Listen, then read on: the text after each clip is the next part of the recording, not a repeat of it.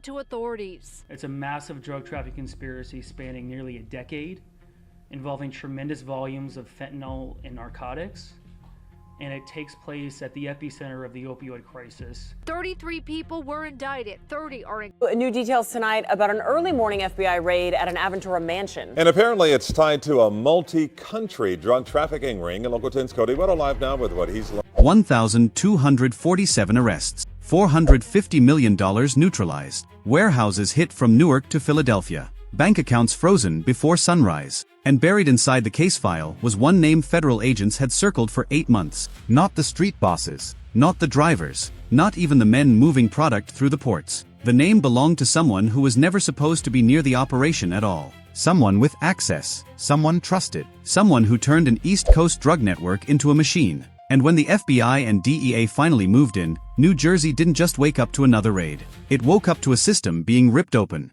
At first, investigators thought they were looking at a regional trafficking ring. A few crews in Jersey City. A few stash houses near Elizabeth. Cash movement through Atlantic City. Distribution points stretching into Camden, Trenton, and parts of Brooklyn. Large, yes, but not historic. Then the numbers started changing. A seized phone in Newark led to a storage unit in Edison. The storage unit led to trucking logs in Secaucus. The trucking logs led to bank transfers routed through shell companies in Delaware, Queens, and Miami. And suddenly, what looked like a drug case became something much larger. Federal prosecutors later described it as a criminal supply chain hiding inside normal life.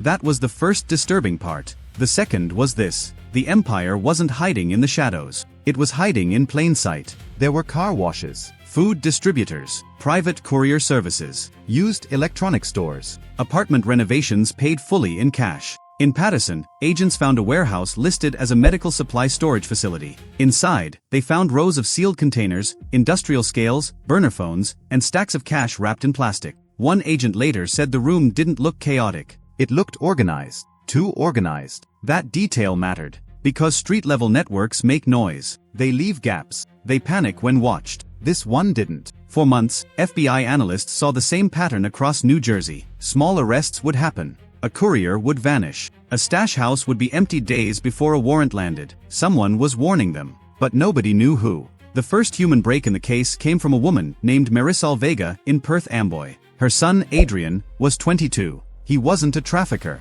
He wasn't a dealer. He worked nights loading trucks near the port. Marisol noticed he had started coming home with expensive sneakers, new watches, and envelopes of cash. When she confronted him, Adrian told her it was side work.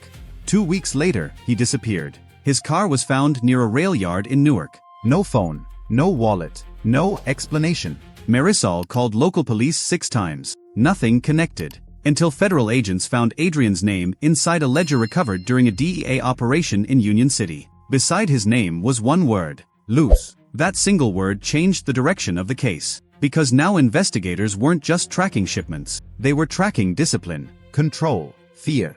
And the deeper they went, the more the organization looked less like a gang and more like a corporation. There was a transportation wing, a money wing, a violence wing, a legal cleanup wing. And above all of it, there was a quiet figure known only as the architect.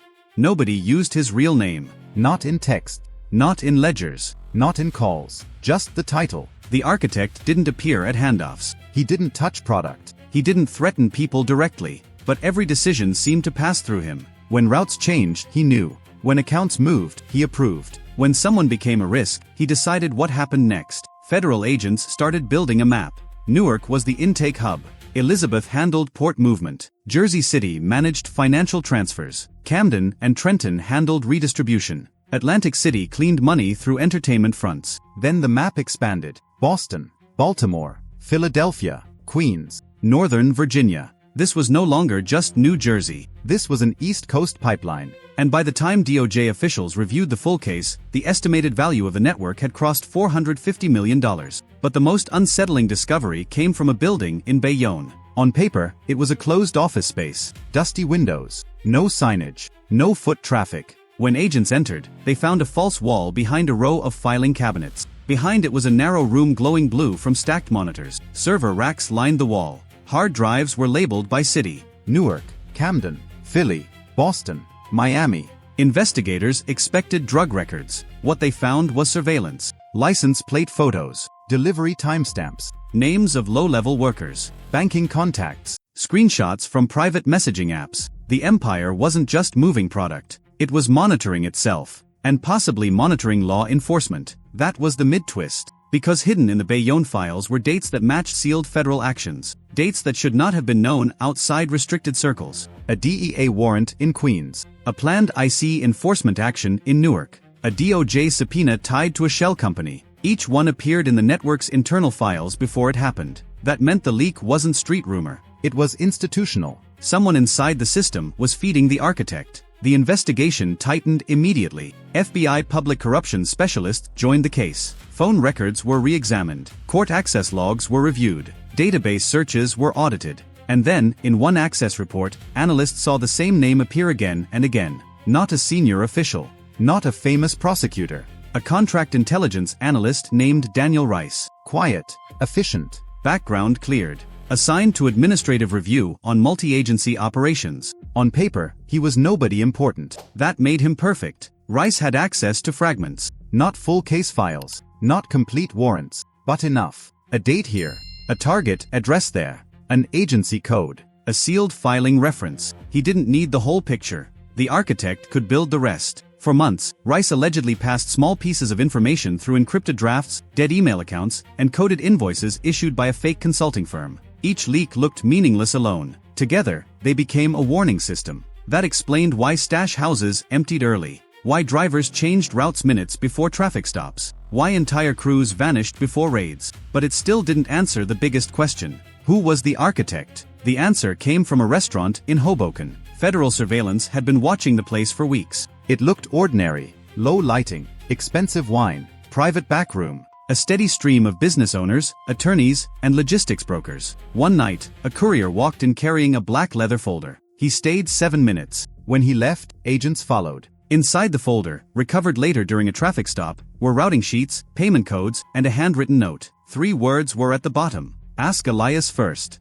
Elias. Not a nickname. A name. Elias Verone was a logistics consultant based in Jersey City. He advised small import companies. He had contracts with shipping vendors. He appeared at charity dinners. He donated to youth programs. He had no visible criminal record. And yet, everywhere investigators looked, his shadow appeared. A company he advised rented the Bayonne office. A trucking firm tied to his cousin moved containers through Elizabeth. A nonprofit he funded paid rent on a building later connected to cash storage. A private security company he recommended appeared near 3 separate stash locations. The architect wasn't hiding behind violence. He was hiding behind legitimacy. That was the final realization. The drug empire worked because it didn't look like a drug empire. It looked like commerce. Invoices, contracts, warehouse leases, payroll systems, charity events, port schedules. Every criminal layer had a legal-looking layer wrapped around it. And when the FBI and DEA prepared the final takedown, they didn't call it a raid. They called it a collapse operation.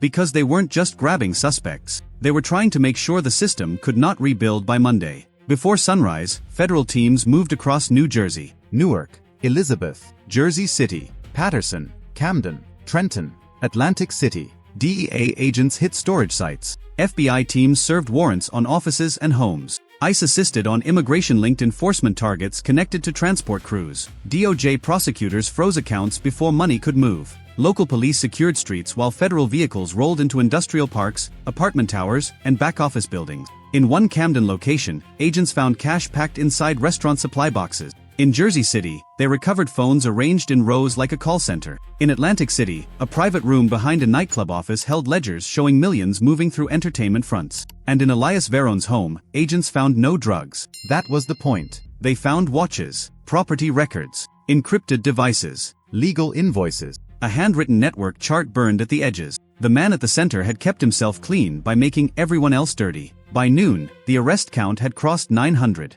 By nightfall, it reached 1,247. Drivers, account managers, warehouse guards, street distributors, violence coordinators, money couriers, shell company operators. And then came the arrest that stunned even some investigators. Daniel Rice, the insider. The quiet analyst who allegedly gave the empire just enough oxygen to survive every previous operation. For families like Marisol Vega's, the arrests didn't bring Adrian home. But they did answer the question she had been asking for months. Her son had not vanished into chaos. He had been swallowed by a system. A system that tracked people, ranked risk, and treated human lives like inventory. That is what made the case so dark. Not just the money, not just the scale, the coldness. The $450 million didn't come from one kingpin's ambition. It came from thousands of small compromises. A driver who looked away. A banker who didn't ask questions. A clerk who approved paperwork. A consultant who made crime look clean. An insider who sold fragments of trust. And that is why federal officials called the Takedown one of the largest East Coast operations in recent memory. Because 1,247 arrests did not just remove people from the street. They exposed the architecture underneath. The raids ended in a day. But the investigation did not. More accounts were frozen.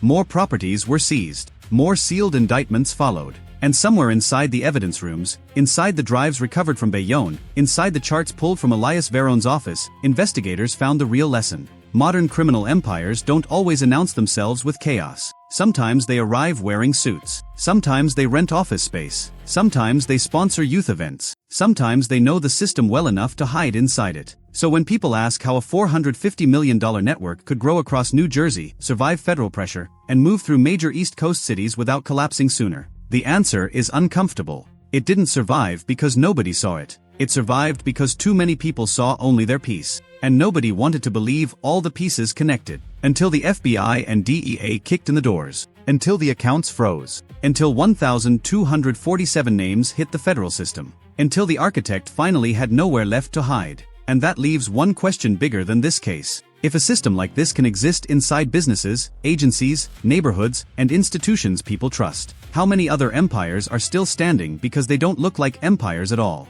Drop your thoughts below. Because the real debate isn't whether the raids were massive. It's whether $450 million disappears only when criminals get smarter. Or when the systems around them stop asking questions.